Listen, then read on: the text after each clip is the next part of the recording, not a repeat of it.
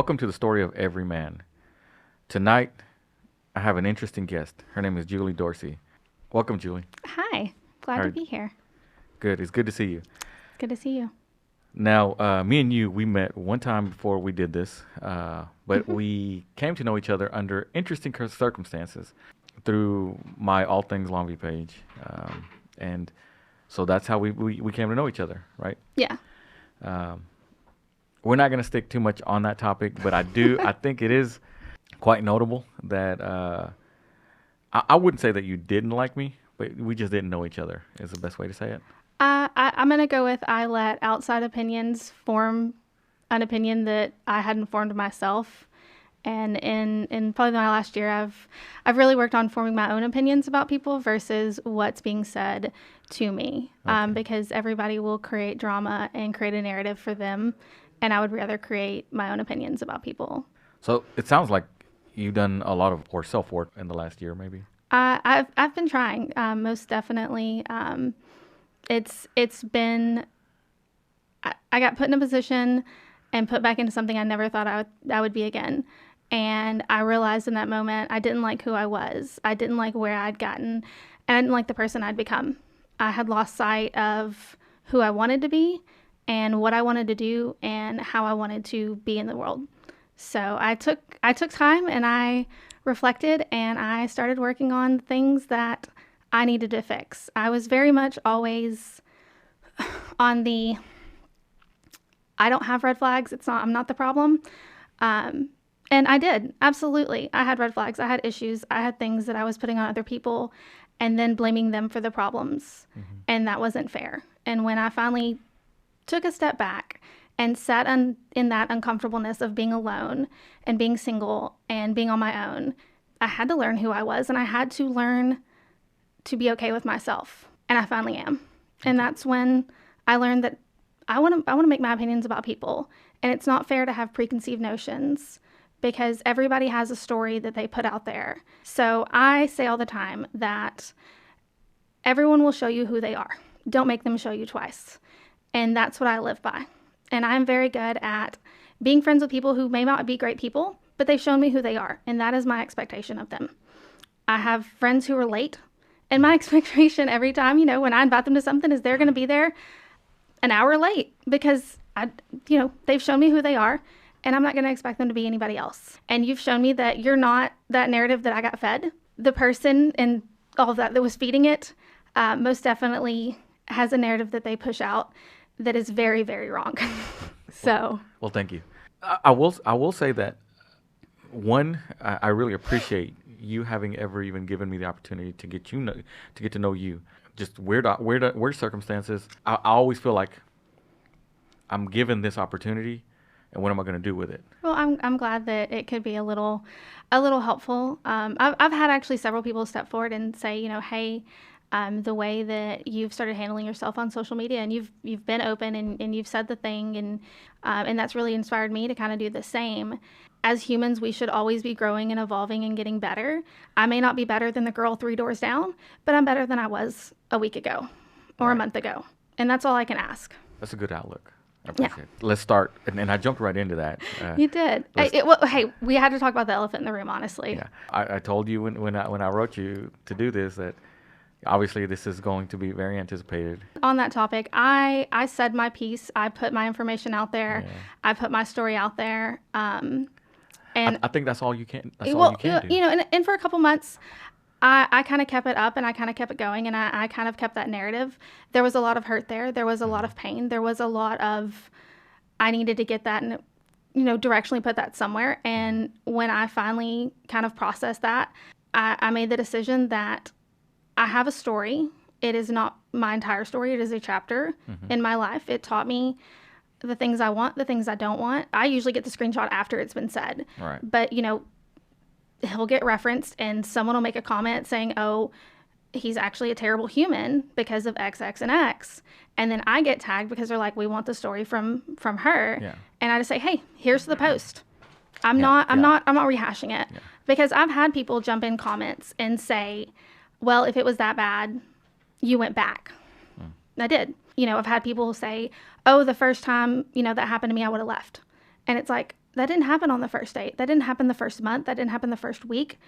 And the first time it happened, it was so innocent. It was so, oh, I shouldn't have said that. That was terrible. I'm so sorry. Mm-hmm. And the apology afterwards, and no one, and this is one of those things no one ever realizes, as bad as it was, the apology afterwards is so incredible, and so much of that initial energy that the relationship had, that you have that hope that it's going to be great again and it's going to be good. And to actually be able to step away and go, that's not going to get better. That's not going to change. I think the advent of social media and people having so much access to your personal life, I mean, it's even harder because there's so many people exponentially that get to jump in there and say everything that they want to. It used to be just the friends that you have in proximity. Now it's like people from Europe like jumping in on the Yeah. And it's crazy because people being behind a screen and a keyboard or a phone, they have so much confidence to say something they wouldn't say to your face. Mm-hmm. And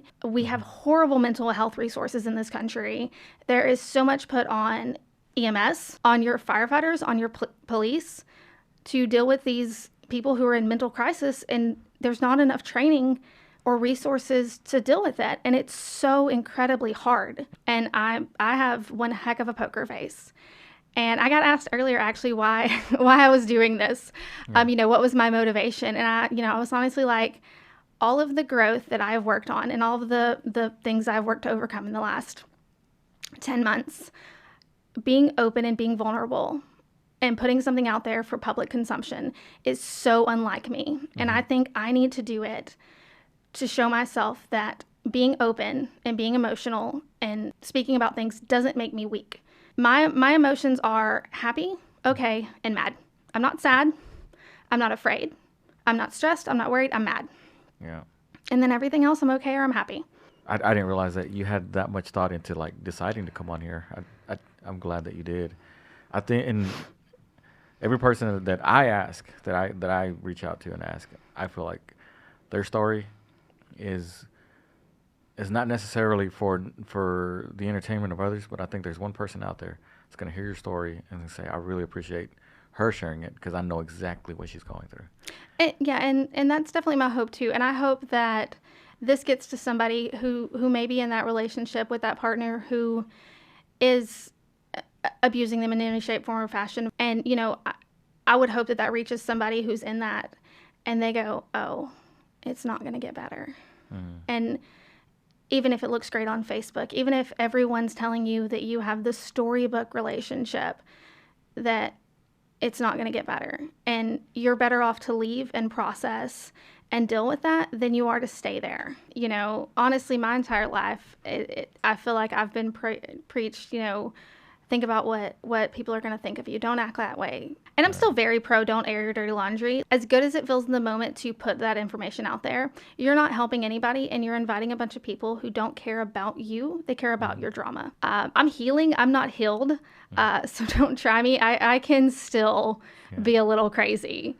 But it takes a whole lot of energy. It takes a whole lot to get me to that level. Yeah. I think working EMS makes me very intentional with my time, that I'm not awake and I'm not doing all of that. So I don't have the energy anymore. Let's get down to getting to know Julie a little bit more.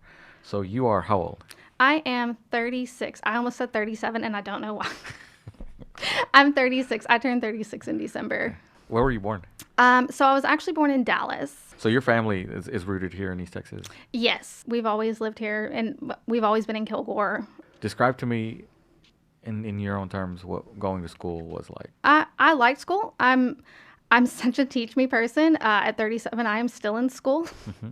What crowd did you put yourself in? Like so you have your crowds in school, right? Like yeah. Your grungy, your hard rock, your preppy, your jocks. What crowd did you fall into? Probably the band nerds. The band nerds. But honestly, I got along with everybody. So let me ask you this: your dad was he in your picture?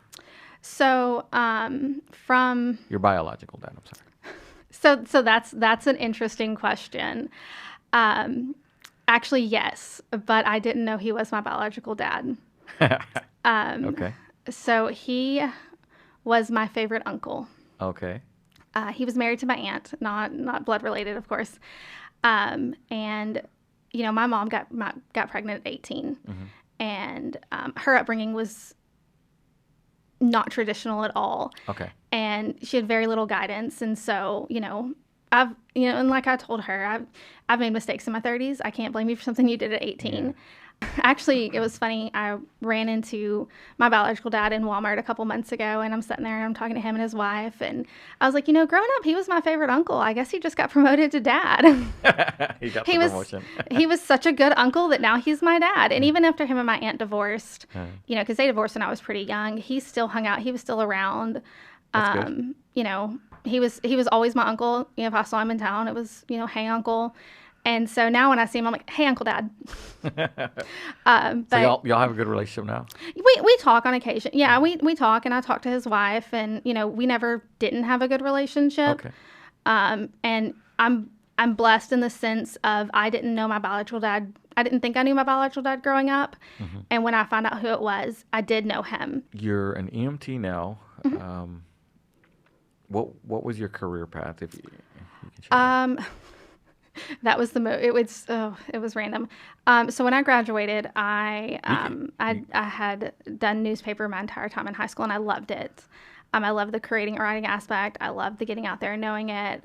So that's what I was going to do.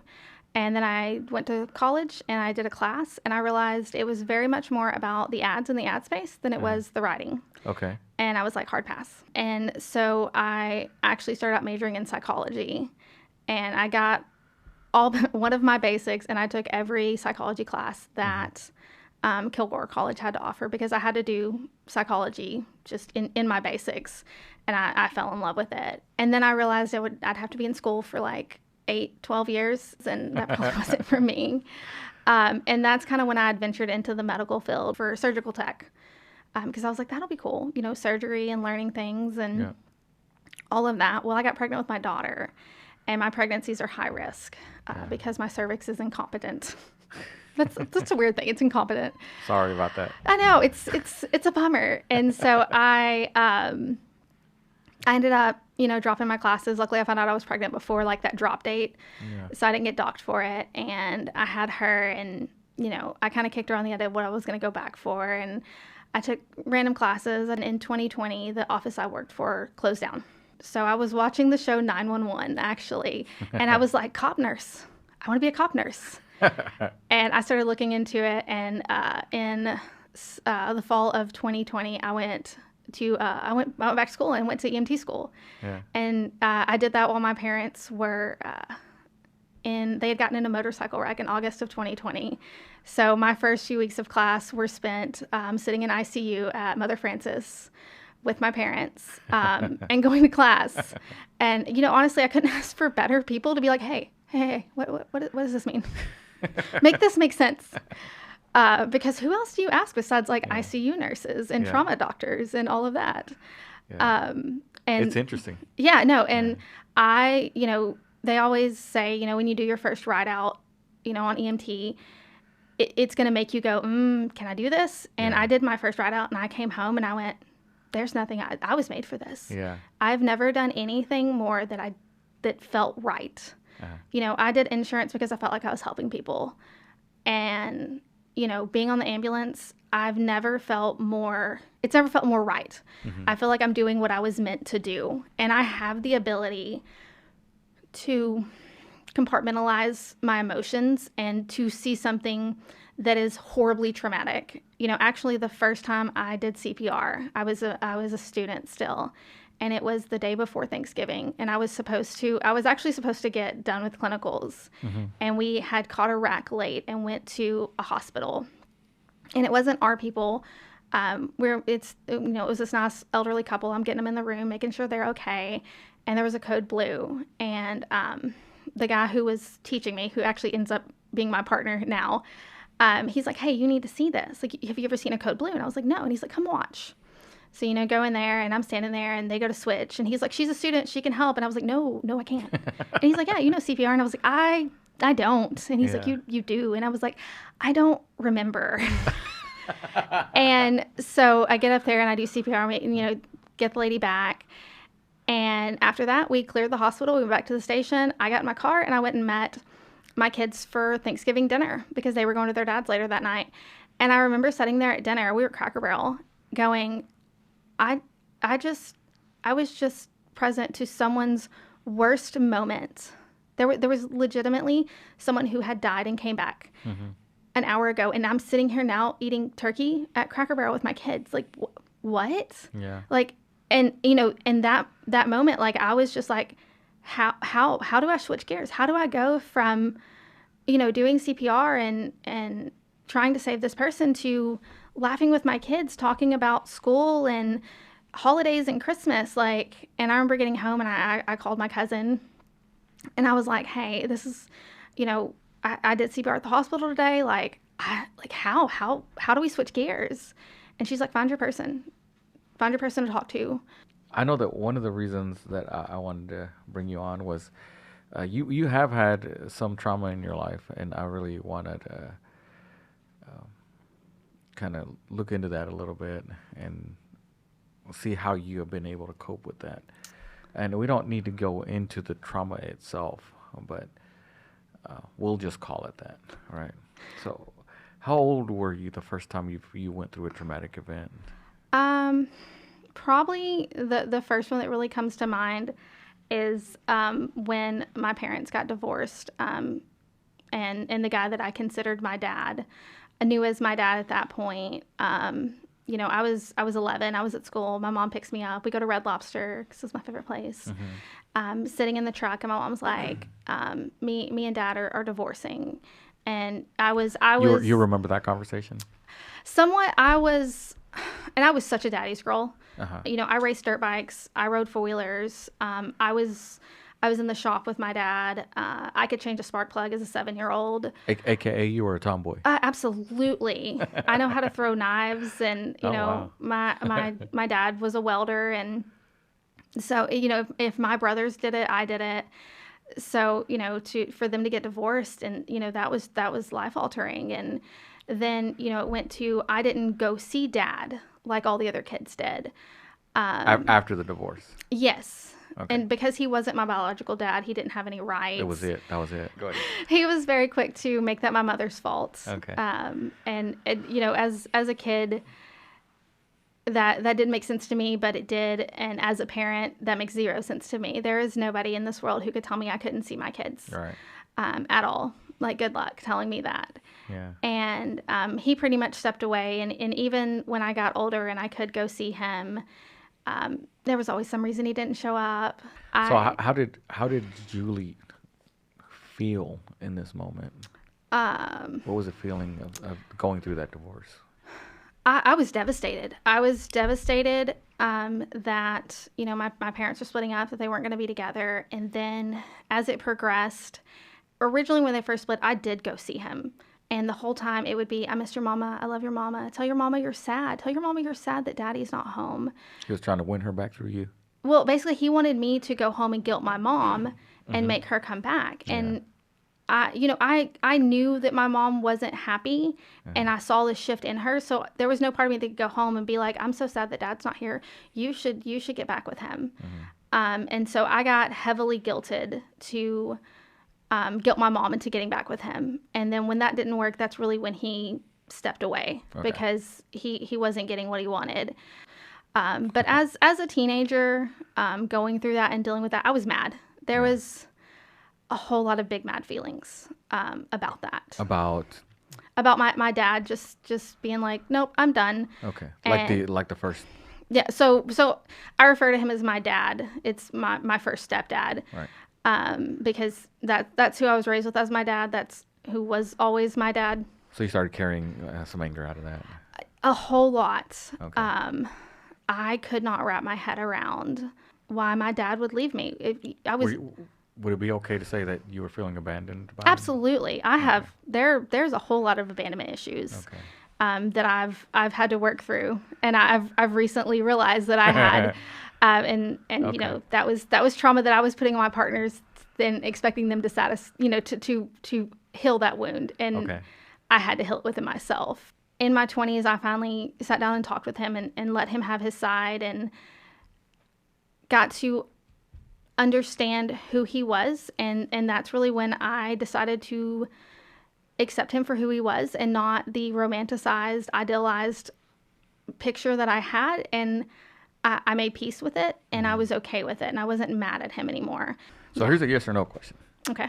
Was there between then and now, excluding some of your relationships, were there more serious traumatic events in your life? Oh, absolutely. Okay. I wish that was like the most traumatic one. Well, I mean, it seemed to have had a lasting effect to that one. I like to say that was the first narcissist that I had to deal with. Okay. Which leads into a really fun story that we can get to later. Maybe. Come on, that's one of those wild things. That you have to go, that happened? Because it sounds way too movie-ish. Yeah. Tell me what sitting in the uncomfortable moment, what does that mean? So that is a phrase, funnily enough, that I heard on TikTok. Because I realized that my attachment style, and that's the whole new thing, is learning your attachment style. My attachment style was an extremely anxious and then avoidant attachment style, or dismissive. And I like to know everything up front, because if I know it, then it can't hurt me. Okay. And so Interesting. when dating, you start talking to this person, and then you're like, are we going to stay together? Are we getting married? Are we going to be forever? You want all of these answers, and this person's like, dude, I've known you 2 weeks. Like, calm down. Are those questions that you would be asking on the first date? No. Like the second one. We're going to be normal, okay? And so learning to set in the uncomfortableness of not knowing. Okay. And learning to be okay with not knowing how it's going to be in 2 months or 6 months. Learning to be okay. I think that's part of like dealing with anxiety and stuff too. And Absolutely. And just learning that I don't get to know everything right now. Right. I have to let that come naturally. And probably the reason that I have solely dated narcissistic personalities is because I want that answer. And they are the best ones to give it, because they love bomb. Because I love you. I've known you for 3 days. I love you. You're the love of my life. We're going to get married and live happily ever after. And of course, I'm over here like, yeah, clearly. Why wouldn't you? And it gives me the answers that I want. So I don't have the unknown. I don't have to be uncomfortable. Yeah. And, in learning that, and learning to sit in that uncomfortableness where I don't know. And I'm curious just to see what your thoughts are on this. So if a person does meet you and they don't want to date you, and they just want to, have you ever had that, like a person just wants to talk to you? Does that affect you in any way? Are you like, what's wrong with me? Why don't you want to? So has that ever occurred? Yes. Yes. And honestly, before I learned to be okay with myself and value myself and love myself, I was very much of going, well, they're here and they don't want anything serious. That's fine. I'm just going to agree, because if I don't agree, they're going to leave. So I would rather agree and keep them than I would disagree and lose them. Oh. I kept a lot of people in my life that I may not even been interested in, but I was so afraid that if I expressed that, or if I disagreed, or if I didn't agree to something, that they would leave, and then they would leave me. That led to relationships that weren't necessarily meaningful. They were just relationships that were there just because you wanted somebody there. Oh, absolutely. I mean, it led me into friendships, relationships, everything that weren't productive for me, or weren't what I needed, because I was too afraid to disagree or speak up. And I'm forever the optimist of, someone who's like, oh, I'm not ready yet. Okay, cool. I'll hang out. Like, I like you enough to hang out. Like, you're cool. And, I actually, the beginning of this year, I guess it's a situationship is what the kids call it. I don't know. Had a guy that I'd been talking to, and he had expressed from the very beginning, like, he's not ready. And I'm like, that's fine. I'm not ready. And it finally got to the point where I realized I was starting to develop feelings, and, and at that point, ready. I was getting ready. And at that point, I valued myself enough to approach him and say, hey, I'm starting to have feelings. Where are you at? And, he was very forward, very upfront of, I'm not reciprocating the feelings. I think you're a great person. I enjoy hanging out with you. You're super cool, but I'm not there. I'm not going to be there. And I'm sorry if you feel like I hurt you or I wasted your time. And I was like, I can't be mad at you. You've been clear about that since the beginning. I hurt my own feelings. And I don't have any ill will at all. He was clear. He never tried to lead me on. And at that point, when he said that, I said, okay, I appreciate it. I think you're a great guy. I hope you work through the issues that you were working through. I think you're going to be a great person for someone one day, but I'm not the one. Right about a week before that happened, I was laying in bed and I'd woken up and I was falling back asleep, and I just heard the phrase, "Stop fighting the universe and it'll give you everything you've ever wanted." And it was the weirdest thing. You don't think that was God? It could have been. It was someone going, "Stop fighting the grand plan. Yeah. Stop fighting me. Stop fighting what I have for you, and I'll give you everything you've ever wanted." And at that point, I went, okay, I'm going to stop questioning everything gets put in front of me. I'm going to stop fighting everything gets in front of me. I'm going to just be okay with it and be happy. And so, yeah, there has most definitely been, because of my abandonment and my abandonment issues, that I have accepted less than I deserved and kept people in my life that didn't need to be there and didn't serve anything, because I was afraid that they would leave me and I'd be alone and I'd have to face myself. What are some non-negotiables? Like, this kind of person I don't want in my life. Obviously a narcissist. I would hope. Okay, I wish that like dating profiles came with like, I'm a narcissist. That'd be fantastic. Honestly, they don't. Like, what's another? Definitely, you're not coming in. That's a boundary for me. So it's really funny. I was on dating apps and I was like, you know what? I'm going to sit down and make a list. I'm going to make a list of the things I want, because once I start swiping through, I kind of start being like, oh, well, they could be okay. Like, You would negotiate? Yeah, I'd negotiate with myself. Yeah. So I needed a kind of a hard and fast list so I could go, do they fit anywhere on this list? No. Yeah. Okay, we're gonna move on. And so I made a list. From things like, if there's someone who has a social media that is public and that they're always posting selfies and fishing for compliments and attention and all, I don't want that. Yeah. If their life is extremely public, I don't want that. If their hobbies are sitting in the house playing video games and smoking, I'm out.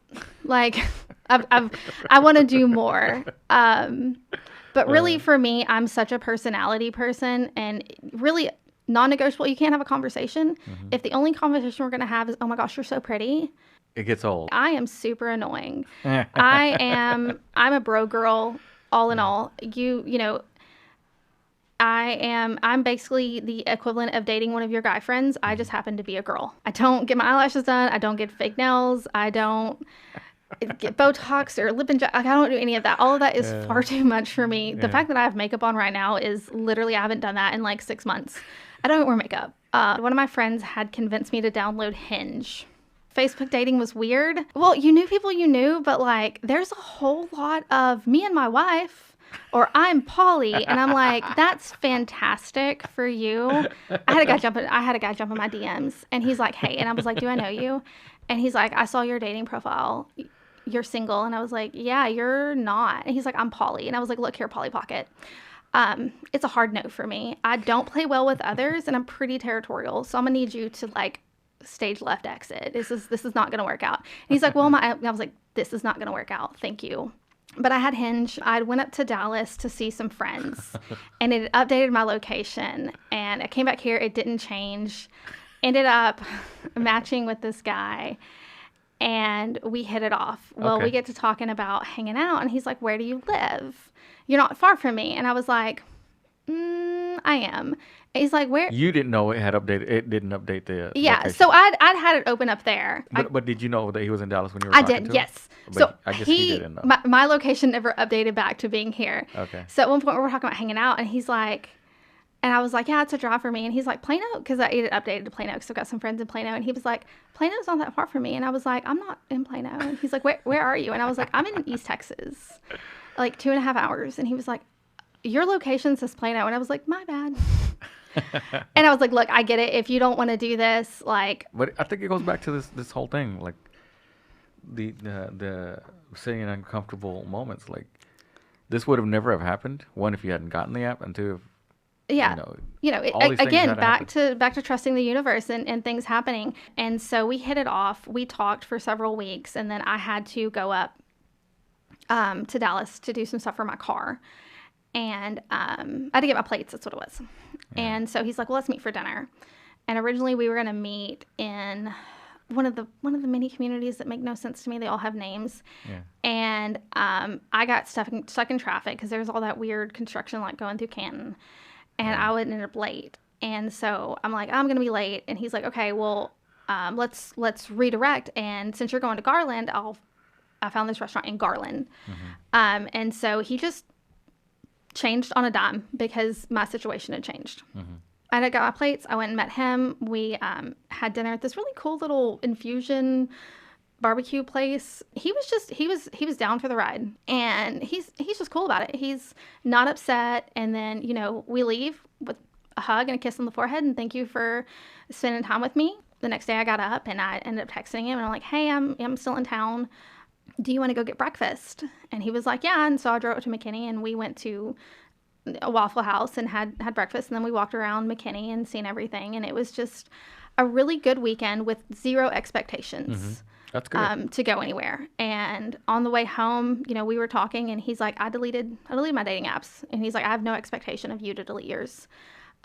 He's like, I found what I wanted. And if you're not there yet, that's cool. I'm not going to be upset. We're not exclusive. I'm just being transparent. And I, you know, in my head, I was like, I don't know. That kind of helps you with your... Yeah, no, I love it. And I love that he'll put out there that like, hey, I did this. And I'm letting you know with zero expectation of you to do it. Okay. And in my head, I was like, okay, when I get home, I might do the same. And well, I get home and I forget and all of that. I go to work the next day and I'm like at work. I open my apps and I'm like scrolling through all the messages and I was like, I'm not interested in any of these. Like, I don't even care what they say. Yeah. And I just deleted them because they were nothing but a stress. That's good. And I texted him, I'm like, hey, deleted my apps. And he was like, you didn't have to. Like, I hope I didn't make you feel obligated. And I was like, no, I wanted to.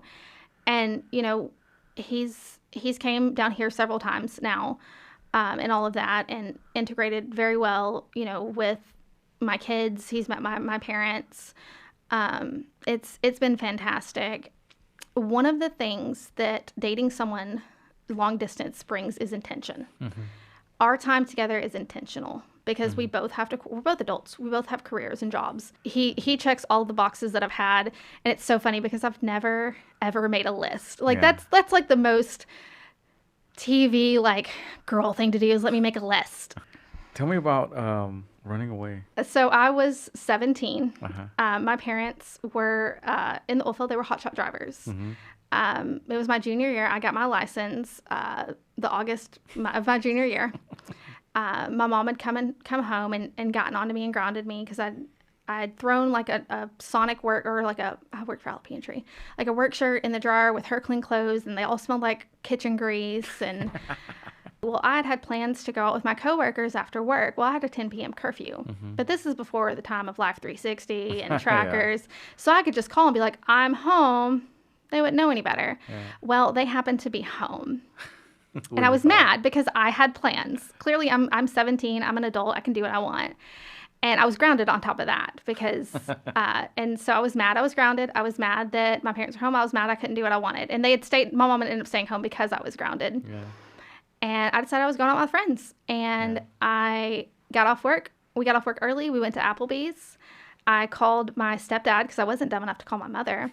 And I was like, I'm not coming home. I'm done. I'm 17. You can't stop me. Hung up my phone, took the battery out because I had one of like the little flip phones and did not turn my phone back on the rest of the night. Ended up staying with my coworkers.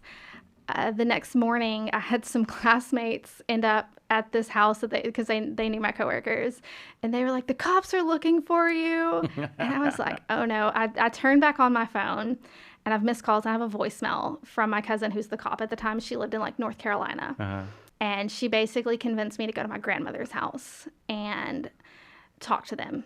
Like, you can't do this. Like, you've got to go face it. Like, you're 17. You've got to finish high school. Like let's be smart.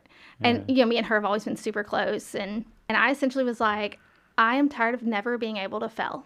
Yeah. There is so much put on me. I'm never allowed to fail. But that's how I felt at the time. I just had a night where I thought I was an adult and I thought I could just live. And I was in love with one of the guys that I worked with. He was 29. Now looking back, I'm like, that was terrible. Holy cow. Yeah, I was 17. Look, this guy had 4 kids. He had custody of none of them. Lord. He rode a bicycle because he had lost his driver's license. Like, clearly winning choice. But who else is willing to talk to a 17-year-old as an adult? Oh, man. Yeah. Did you get in worse trouble when you went home? I was grounded for a while. So you and your mom, like, y'all are way better than you were back when you were Yeah, younger? we've always been super close. My mom should have had the child who like took advice and went, yes, thank you for telling me that. Instead, she got the child that was like, you didn't do that? Maybe you did it wrong. I don't take advice. Yeah. So I'm trial by fire. And, she is so, hey, here's this nugget of wisdom because I did it. And I'm just like, maybe you did it wrong. Did you ever think about that? I'm that person you can be like, hey, that's hot. And I'm like, maybe. Just maybe you just can't handle touching that. Have you ever considered that? Maybe I'm tougher. And every single time she was right. That explains a lot about you. Absolutely. I am, like I said, my parents will tell you all day that I will argue with a brick wall and I will probably win. Yeah. And it's one of those that like, I'm stubborn to no end. And, growing up, she'd be like, don't do this. And I'm like, that's exactly what I'm going to do now. Thank you. Thank you for telling me. Now I have something new to do. Oh, and my gosh. honestly, that does sit in a level of ADHD. Yeah. And that's one of those things. I forget what it's called. It's called PDA. It's like the acronym for it, but it's like, I can't remember, but basically it's where you're like cool to do something or not do something until someone goes, hey, don't do that or do that. And then it's like, I'm actually not going to do that now. So like, I'm the person, I can be like folding laundry and someone's like, hey, you needed to fold that. And I'm like, I needed to what?